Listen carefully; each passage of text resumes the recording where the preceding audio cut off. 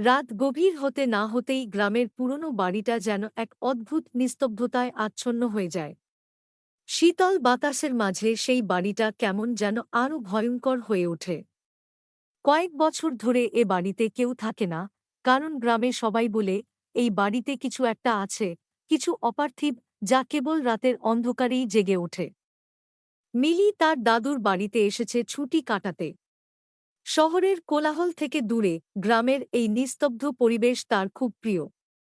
কিন্তু এ বাড়িটা তার মনে অজানা এক আতঙ্কের জন্ম দিয়েছে।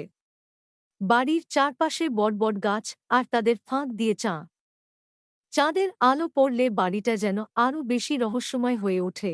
প্রথম রাতেই মিলি লক্ষ্য করল, বাড়ির দেয়ালে ঝোলানো পুরনো ঘড়িটা ঠিক রাত ১-২টায় থেমে যায়। সে ব্যাপারটা নিয়ে তার দাদুকে জিজ্ঞাসা করল। দাদু শুধু বললেন, ঘড়িটা বহু পুরনো, মাঝে মাঝে এমন হয়। কিন্তু মিলির মনে সন্দেহ দানা বাঁধল। সে কিছুতেই ঘুমাতে পারছিল না। মধ্যরাতে ঘুম ভেঙে গেলে সে লক্ষ্য করল, জানালার বাইরে কিছু একটা দুলছে। প্রথমে মনে হল বাতাসে পাতার দোলার শব্দ, কিন্তু পরে স্পষ্ট বুঝল জানালার বাইরে কেউ দাঁড়িয়ে আছে। সেই ছায়ামূর্তি তার দিক তাকিয়ে আছে। মিলির হৃৎস্পন্দন বেড়ে গেল। ভয়ে জমে গিয়ে সে বিছানায় শুয়ে রইল। পরের দিন সকালে মিলি তার দাদুর কাছে বিষয়টা বলল। দাদু তখন গম্ভীর মুখে বললেন, এ বাড়িটা তোমার ঠাকুরদার তৈরি। তোমার ঠাকুরমা আমি এখানে বহু বছর কাটিয়েছি। কিন্তু ঠাকুরমা মারা যাওয়ার পর থেকে বাড়িটা কেমন যেন বদলে গেল।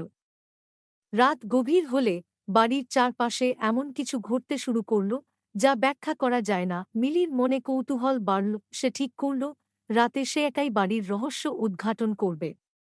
রাত ১-২টা বাজতেই ঘড়ি আবার থেমে গেল। মিলি এবার প্রস্তুত।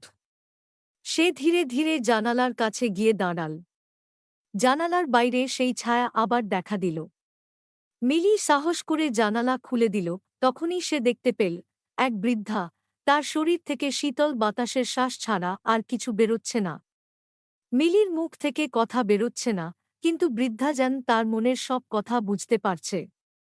বৃদ্ধা আস্তে আস্তে বলল, এই বাড়ি আমার ছিল, কিন্তু আমার বিদায়ের পর থেকে কেউ এখানে শান্তি পায়নি।